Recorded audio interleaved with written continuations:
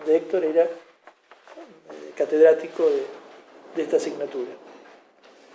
Se han vendido de los libros que la han desarrollado, los que he mencionado en español y portugués, hasta la fecha, libros de psicoanálisis, 150.000 libros. Una cifra realmente rarísima. Se trata de textos oficiales, se usan como textos oficiales en todas las carreras de psicología de América Latina y de España. Son libros obligatorios de estudio. Quiero remarcar la importancia, aún no viviendo en Nueva York ni siendo norteamericano, que ha tenido esta línea en sectores clínicos, formativos y universitarios. La última conferencia que Héctor presumimos dio fue en Cambridge. Me invitaron a la Universidad de Cambridge a hablar sobre esta concepción psicoterapéutica. Bueno, qué sé yo.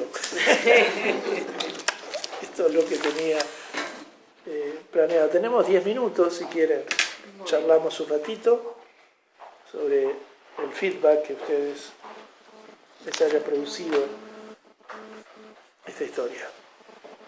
¿Fue muy plomo o no? No, vamos a ver.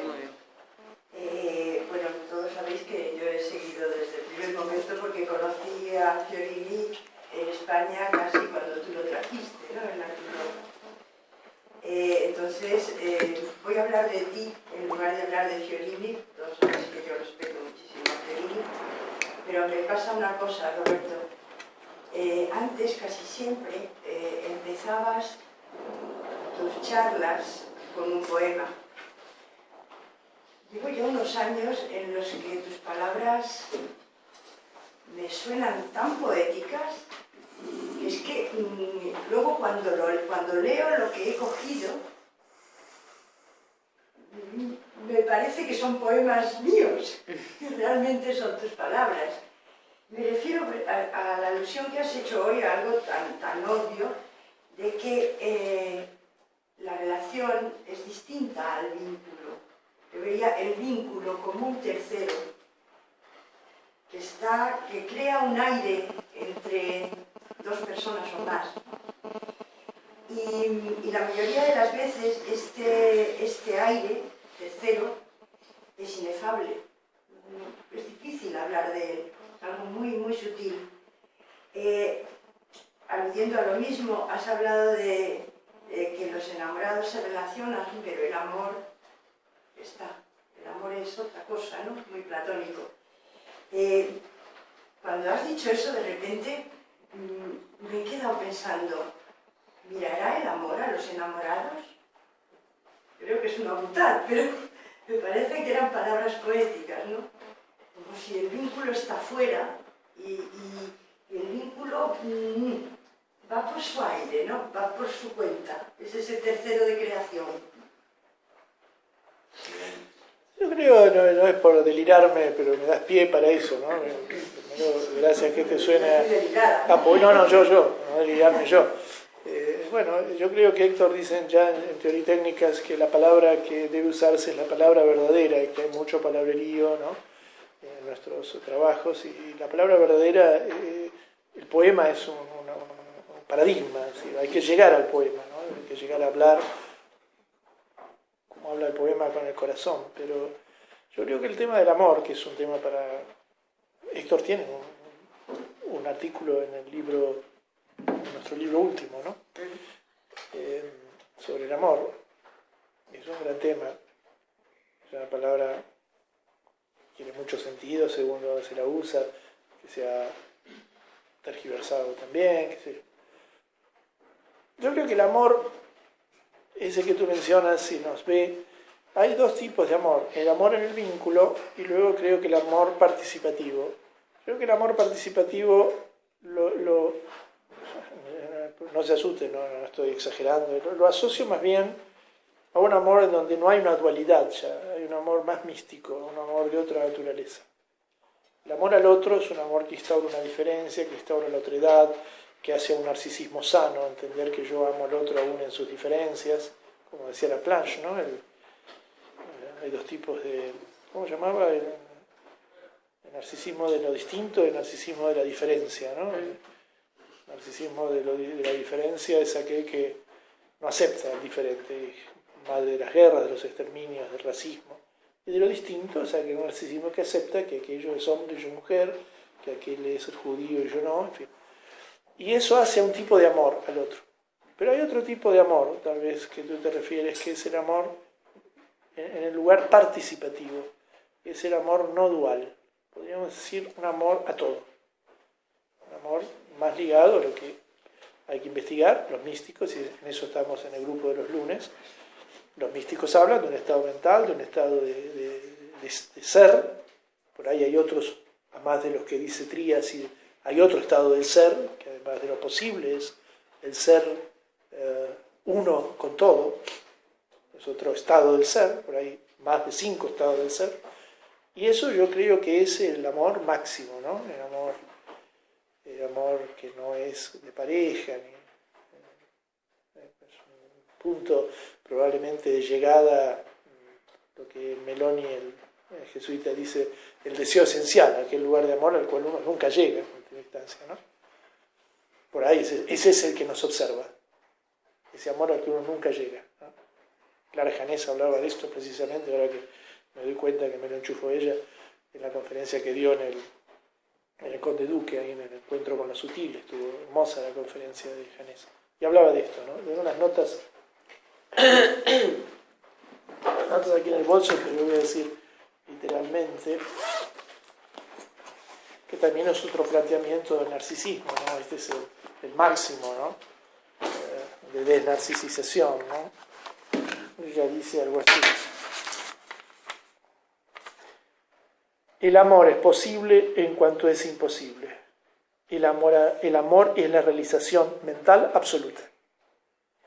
Pero fíjate lo que dice la poeta. Es posible en cuanto es imposible.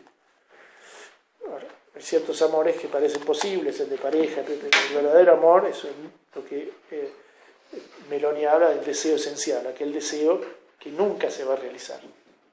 Ese es que no es el deseo imposible de la histeria, por el cual sufre, ¿no? El deseo esencial sería aquel donde la histeria ya no sufriría. No es un deseo de lo imposible que me agota y me angustia, sino lo imposible del deseo. Y aceptar que ese es el juego del movimiento del deseo. Porque es imposible el deseo. Como dice la Simborca, eres bella porque pasas eres bella. Aguantate esa aceptación. Sí. Para ser bello tengo que morirme, y sí. Porque te mueres eres bello. Pero yo no quiero, entonces no vas a ser bello. No quiero ser bello, entonces te mueres, ¿no? A ver cómo lo resolvemos, ¿no?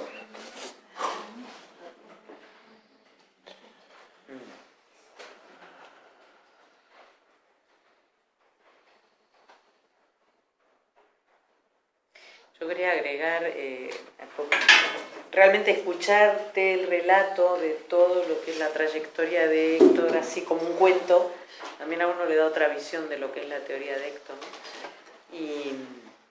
Y el tema del existencialismo, ¿no? El tema de lo prospectivo, de la psicosalud, del proyecto, es decir, todas estas cosas que Héctor yo creo que muy inteligentemente señala como déficit que ha habido en la mayoría de los desarrollos psicológicos, psicoanalíticos, me hizo acordar de lo poquito que conozco de Deleuze, que es la concepción del deseo de Deleuze, ¿no? Y que justamente, Deleuze y Guattari estuvieron batallando, filósofo y psiquiatra, batallando mucho contra el psicoanálisis oficial. Y una de las cosas que ellos cuestionaban, además de la estructura del Edipo y su función en la sociedad, de sometimiento, decían ellos, ¿no? Cuestionan el tema del deseo como el deseo originado en la falta.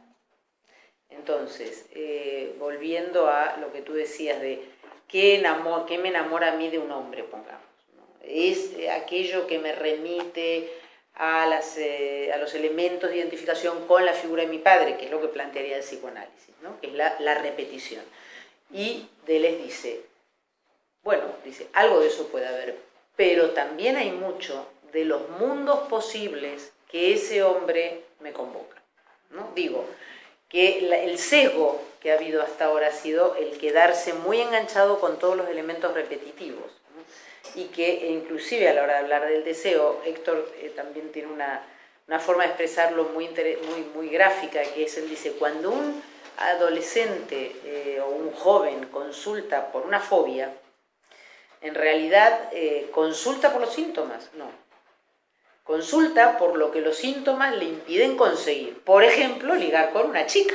Entonces, ese sería lo que decía Roberto, trayendo la idea de Héctor que toma de Sartre, de lo encapsulado, del proyecto encapsulado, ¿no? Que muchas veces se nos olvida, nos quedamos exclusivamente en poder desvelar qué hay de repetitivo en eso que trae el paciente. Y no estamos más con la idea, como dice Roberto, de decir, oiga, si es que llevamos 4 años tratando de entender todas sus identificaciones con su madre, con su padre, bueno, pues ya, ahora no podemos seguir con el mismo. Ahora tenemos que ver cuál es su proyecto y esto que le aterra de definir un proyecto vital, definir de alguna manera desde lo intencional, entendiendo lo intencional no como buena voluntad, sino como poniendo atención en esa tarea. Ahora, este es el desafío vital que usted tiene, claro, cojona, ¿no? Pero inclusive la búsqueda de lo posible desde la propia repetición. En la medida en que, como decía Roberto, no hay repetición que no lleve incluida una parte de diferencia, si no, no existiría como concepto la repetición, ¿no? Es decir, efectivamente, ¿no? Ahí el poema este que a mí tanto me gusta, que nunca recuerdo de quién es, nunca dos veces. ¿Cómo es? ¿Dos veces? De Wisława Szymborska, nada 2 veces. Nada 2 veces. Si por más que uno quiera, claro. Yo diría, es una dimensión que va junto con la repetición. Lo que pasa es que si uno se pone a mirar solo lo repetitivo, parece que lo otro no existe. Pero en realidad... Nada es 2 veces. Nunca. Claro. El problema es que uno a veces cree que hay una repetición cuando no la hay. Exactamente. Pero yo Que hay solo una repetición, porque yo diría, es cierto, nada 2 veces, pero también es cierto que hay algo, digamos, por lo menos de búsqueda, de repetición, de repetir, ¿no? Y si no encaja, pues lo esfuerzo un poquito. Yo quería decirle, ¿no? Hablando de lo que estaba planteando al final, ¿no? Y un poco con el tema de la creación, que a mí me gusta más llamar creación, porque creativo. Hay un término que a mí me gusta mucho, que por cierto te recuerdo que me prometiste pasarme el libro y todavía lo he esperado, de Alcira. Ayer me acordé de eso, me metí y se me pasó, sí, tenés razón. El tema del narcisismo terciario, ¿no? A mí me parece un proyecto muy bonito. No sé si tiene que ver con sí. Me refiero a que si tiene que ver directamente o es un planteamiento que esta mujer hace por su vida. Pero a mí me suena muy parecido, ¿no? Es como transmutar algo, ¿no? Donde es un paso siguiente que te abraza, podríamos decir, al todo, por decirlo de una forma cursi, ¿no?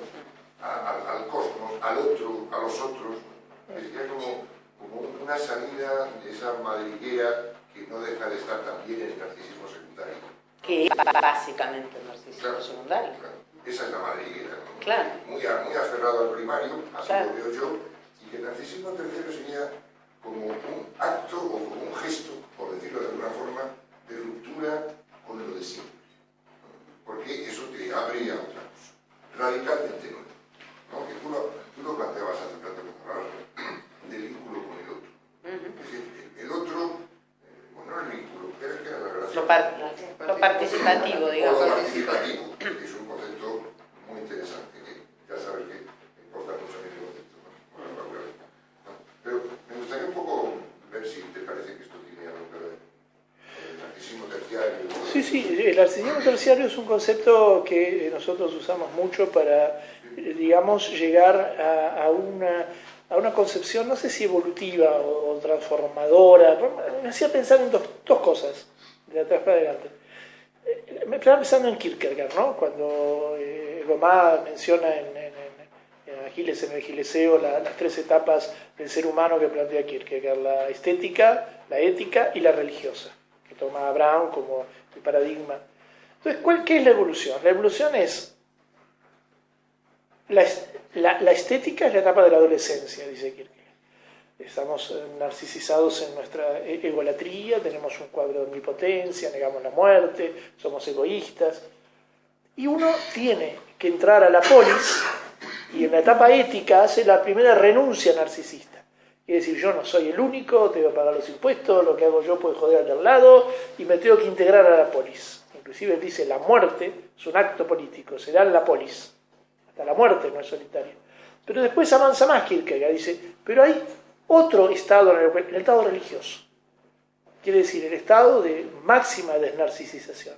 Narcisización, primera castración simbólica en la polis y la máxima castración desnarcisizada, a eso le llama Alcide el narcisismo terciario, ese logro en esa zona. Yo creo que es una tendencia que no la subjetividad, sino el ser o la conciencia debe tener. Y que probablemente haya, ¿por qué no?, una cierta patología de todo esto que queda obturado, de gente que queda solo capturada en la polis y no puede llegar a un lugar de trascendencia. En última instancia, esto relaciona mucho el concepto de creatividad con el polo trascendente y no inmanente. Ahora, con respecto a la repetición y diferencia, yo creo que lo que estamos diciendo, y aporta bien Ana esto, supongamos, creo que lo que dice Héctor es, y después hay una segunda parte que es técnicamente la del ejemplo del paciente. El hombre es un ser que tropieza 2 veces con la misma piedra. Pulsión de muerte. Se podría generar todo el paradigma explicativo de pulsión de muerte. Compulsión a la repetición, pulsión de muerte. Pero supongamos que uno completa la frase y dice, el ser humano es un ser que tropieza siempre con la misma piedra intentando que la piedra haga algo diferente para no tropezar. Quiere decir que lo diferenciado ya está en la repetición. Es como si alguien dice, ¿por qué usted se casa con la misma mujer siempre? Dice, a ver si me encuentro con una que haga algo diferente. Como en la obra de teatro esta, Made in Argentina, ¿no? Que le proponen a la protagonista que es muy pobre, que es un psicoanalista que se fue a Estados Unidos por la dictadura, vuelve y le proponen, negro, venite a Estados Unidos, allí está todo bien y te vas a tener mucha pasta. Y ella le dice, no, tiene que ser aquí. ¿Por qué? Porque Argentina me lo tiene que dar aquí. Porque si me lo da Estados Unidos, no es Argentina. Y a mí Argentina me jodió y tiene que mejorar Argentina aquí. Es decir, repito estar en Argentina, pero no como un acto masoquista melancólico, sino porque quiero buscar la diferencia ahí. Y tiene que darse ahí, no se puede dar en otro lugar, porque si no, no sería diferencia. Queda ese núcleo de nuevo como melancolizado. Ahora, y por último, si no me pierdo, cuando a veces tú dices lo conocido, claro, uno de los elementos de la repetición es defensivo. ¿Por qué? Porque hay angustia a lo nuevo, y hay una angustia al vacío, hay 2 nadas, ¿no? La nada que produce angustia y vértigo abismal, y una nada que produce el placer de lo posible. Hay gente que la tela en blanco le da pánico y otro que le entusiasma. Mi paciente es como lo que decían los argentinos aquí cuando veníamos en el 78, 79. Decía, ¿viste la Gran Vía? Es como la calle Corrientes, es igual. ¿Viste Avenida de Mayo. Avenida de Mayo, ¿viste el Retiro? El Retiro es como Palermo, es igual. Digo, no, precisamente no. Había costado mucho, porque producía mucha angustia, verse que uno estaba en un país distinto, con la gente que habla el mismo idioma, pero son distintos. Que eso no es la Avenida de Mayo y que el Retiro no estuvo en su puta vida ahí, y que es nuevo. Y produce angustia. Y a veces la repetición de lo mismo es obviamente un mecanismo de defensa. Y no es tanático, es defensivo. Yo cuando llegué veía a mis amigos caminando por la calle y no me había vuelto loca, pero era esa cosa de decir, anda, mira, viene Fulé, y ya se acercaba y decía, pues no es Fulé, ya no era la Gran Vía, la Avenida de Mayo, ya es que veía a la gente. No, te iba a decir que con respecto a esto que decías, en la propia repetición va incluida la idea de diferencia, creo que en eso se basa Héctor cuando habla del concepto de gratificación, que además él lo llama instrumental. Digo, para también aclarar, cuando tú decías, bueno, pero no es cuestión de gratificar cualquier cosa, es cuestión de gratificar con una intencionalidad. Y en esa gratificación instrumental creo que va la lectura que debe hacer un buen terapeuta de aquel elemento de diferenciación que trae el paciente. La paciente esta de Héctor Fiorini, que le preguntaba a la secretaria, cuando Héctor le dice, no, pero usted pregúnteme a mí, le está habilitando, ¿no?, la vía de lo diferencial frente a lo que la muchacha traía que era un padre al que no se le podía preguntar. Entonces es una gratificación instrumental, está al servicio de que, conociendo la historia de esta muchacha, él dice, si yo a esta muchacha la meto en neutralidad y abstinencia, pues lo que hago es tengo un acto iatrogénico, o sea, es que seguimos en la misma. Entonces le dice, no, usted pregunte a mí, pregúntame a mí. Entre permitir la repetición de lo mismo o permitir la repetición de lo idéntico, que no es lo mismo. Claro, claro. Porque sí, la paciente pregunta, digamos, repetición de lo mismo. Entonces, si yo le hago caso a la repetición de lo mismo, impido la repetición de lo idéntico que podría estar detrás. Me parece, ¿no? Porque hay una gran diferencia entre una cosa y la otra. Y no es la misma repetición. Claro, la gratificación instrumental es en la singularidad del caso. Es decir, hay un artículo antiguo en un libro de Lewis sobre psicoterapias breves de Sandor Rado, que él dice, es gracioso el ejemplo, y hacemos una pregunta más y nos vamos a casa. Rado dice, llegó mi paciente y ya empezó mal, porque la primera entrevista abre la puerta y le dice, mucho gusto, ¿cómo se llama usted? Karamazov. Y al principio pensé que era un psicótico, ¿cómo Karamazov? Dice, no, que yo vengo de un analista muy clásico y estoy acostumbrado a asociar libremente. Y en una de las sesiones, primero ya le contó que él había sido un tipo muy descuidado por su familia, muy carenciado. En una de las sesiones, más de manera médico, psiquiatra, Rado era médico, psiquiatra, entonces viene una sesión y dice que se había pinchado con un clavo oxidado. Y venía con el dedo así, ¿no? Y le dice, mire, vamos a hacer lo siguiente, ahora usted va a bajar a la farmacia. Se va a comprar una ampolla antitetánica y una jeringuilla, y yo se la voy a aplicar ahora mismo. Y usted piense lo que quiera, como decía su analista, que esto es una penetración de mi pene en su self, pero usted baje y compre la jeringuilla. Es decir, ese enactment de un psicoanalista que le va a colocar una inyección de antitetánica a su paciente que viene con el dedo así, en el contexto singular de un tipo carenciado, una interpretación es iatrogénica. Es la identidad de lo mismo. Entonces no se hace cualquier cosa. Ahora, lo que sí es cierto, y por último digo, los enactment tienen la misma característica de los acting contratransferenciales de punto ciego. Son inconscientes, es la parte inconsciente sana, intuitiva, porque los enactment nos damos cuenta nos damos cuenta después porque lo hicimos. Uno no tiene tiempo de pensar si lo hace o si no lo hace. Uno lo hace.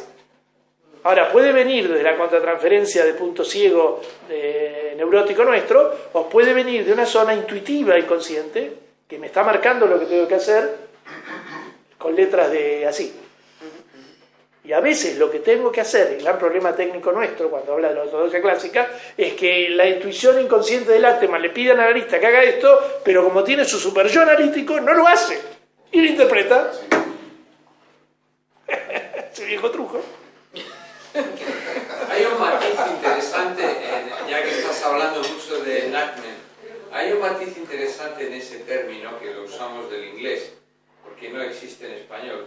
En inglés, el término, el verbo to enact y el sustantivo enactment se refiere a cuando existe una ley promulgada, pero que no se ha puesto en práctica. El momento de la puesta en práctica es el enactment de la ley. O sea que enactment tiene un sentido de abrir una legislación nueva. Fíjate, es muy interesante, muy interesante el tema, ¿no? Fíjate, nuevo. No sabía, sí, sí. Bueno, una última cortita y si no, levantamos. Y antes quiero pasar un anuncio. Bueno, yo primero agradecer porque me ha parecido emocionante cómo, quiero decir, yo no conocía esta teorización y esta epistemología, sin embargo, es como si, según ibas hablando, expresara claramente el trabajo que yo hago y cómo trabajamos con los pacientes desde la epistemología, además, ¿no? Que por otra parte tengo que decir que por lo menos en nuestra salud mental en este país es muy complicado trabajar así, porque nuestros propios compañeros trabajan desde otra forma, cierran las posibilidades de lo que pueda ser posible en el paciente. O sea, ellos te vienen con un diagnóstico y claramente lo posible es nada, la cronificación, ¿no? Entonces, primero tienes que desmontar todo eso al paciente, a la familia, porque se lo han dicho profesionales. Estamos hablando de, ¿no? Tienes que desmontar eso para empezar a trabajar con eso, ¿no? Pero me ha parecido interesante, ¿no? Es que desde otros cuerpos teóricos, y este ha encajado perfectamente en lo que nosotros trabajamos, que es con lo posible, el paciente con la funcionalidad, ¿no? Que pueda tener el paciente, y es verdad que funciona. Pero con todo esto de la creatividad, yo te quería preguntar, es decir, ¿tú consideras que la creatividad es una función, o sea, intrapsíquica y es una capacidad que se puede aprender, que se puede desarrollar, tiene más carácter de talentoso? Mira, Macu, yo voy a tomar una palabra que utilizó Juanjo, que es la que me ayuda a pensar esto, que es la diferencia entre, es una palabra que utiliza un autor que es Rubén Zuckerberg, que es creación. Yo diría que el principio de creatividad es un potencial que el psiquismo tiene. Y voy a llamar creación aquello que el principio de creatividad y potencial se pone en juego con otro. Es decir, la creación es inter. Un tipo creativo que no se pone en juego con otro no crea. Ni siquiera, y probablemente el artista aislado que está interactuando. La creación es un producto intersubjetivo, siempre. Bueno, inclusive Fernández Muján habla de ser más con los demás. Ni siquiera en la mística uno puede avanzar solo, avanza en un monasterio con otros, o con Dios. Pero es un potencial fisiológico, es decir, está en la naturaleza. Es como si Héctor hubiera, quiero exagerarlo, descubierto un nuevo continente psíquico que interactúa con los sistemas que Freud nos mencionó. Están. Él agregó otro sistema. ¿Por qué no mañana otro agrega otro en este paradigma? Pero termino y recapitulo. El principio de creatividad, del potencial creativo de los procesos creadores, del inconsciente creador, es un potencial. Winnicott habla exactamente de eso, que se pone en juego en un ambiente facilitador. O sea, es siempre intersubjetivo. Cuando es intersubjetivo le llamamos creación. La salud es una creación, porque se da con otro. No sé Pero si... te expones mucho más como terapeuta, es decir, manejándote así. Y sí, Claro. y sí, por eso nuestro trabajo Sí, es tóxico. de todas maneras, fíjate, ¿no? Porque nosotros siempre pensamos que lo que Héctor Fiorini teoriza son cosas que en realidad ocurren en cualquier clínica. Solo que hay mucha gente que no se hace cargo de que eso ocurre. Quiero decir, en consultas de psicoanalistas muy ortodoxos, probablemente no ocurran cosas muy distintas a las que ocurren en nuestra consulta. ¿Cuál es la diferencia? Que uno repara en eso que ocurre en la consulta e intenta darle un sentido, teorizarlo, entender por qué ocurre, ver si puede trabajarlo como un elemento, digamos, como un recurso terapéutico. Y los otros, es como el chiste este de la catatónica que se despertó y andaba por ahí una psicoanalista kleiniana, ¿no? ¿Cómo era? Un paciente catatónico que lleva mucho tiempo sin hablar y de repente, bueno, pues un día habla, entonces están todos los psiquiatras comentando de que el paciente finalmente habló. Entonces viene la psicoanalista kleiniana, sabéis que los kleinianos tienen toda una teorización alrededor del pecho bueno, el pecho malo. Y entonces dice, ¿dijo leche? Le dijeron, no. Dice, claro, lo importante no era que había hablado, había salido de la catatonía. Lo importante es que no había dicho lo que se esperaba que dijera desde su paradigma. Entonces, esos recortes que se hacen desde los paradigmas, yo creo que son los que dan cuenta de las teorías. No que sean clínicas diferentes, ¿no? Pero claro, desde una teoría mucho más ortodoxa, yo creo que hay mucha menos riqueza. Ahora también hay mucha hipocresía, dice Héctor, en buen sentido benigno, ¿no? Porque él tiene un libro que participó, se llama Terapias Focales, que nosotros usamos mucho y foco, las clases de foco las ha preparado siempre Ana, conoce mucho de eso. Es un punto interesante de la teoría del cuerpo teórico y práctico de Héctor, la idea de foco, de focalizar. En el psicoanálisis clásico se supone que no focaliza porque se despliega todo y ya vendrá y Dios sabrá por dónde va. Pero aquí se intenta buscar un foco. Ahora, cuando se publicó ese libro por una asociación uruguaya de psicoanálisis, allí publicaron Otto Kemper, y varios psicoanalistas clásicos capítulos. Entonces Héctor dice, es que los psicoanalistas que se dicen clásicos filosofan de psicoanálisis y viven de la psicoterapia.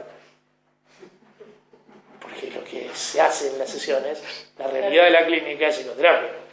Y los que quieren seguir una ortodoxia clásica, hoy en día tenemos un gran debate porque hay un gran problema. Se están quedando sin pacientes.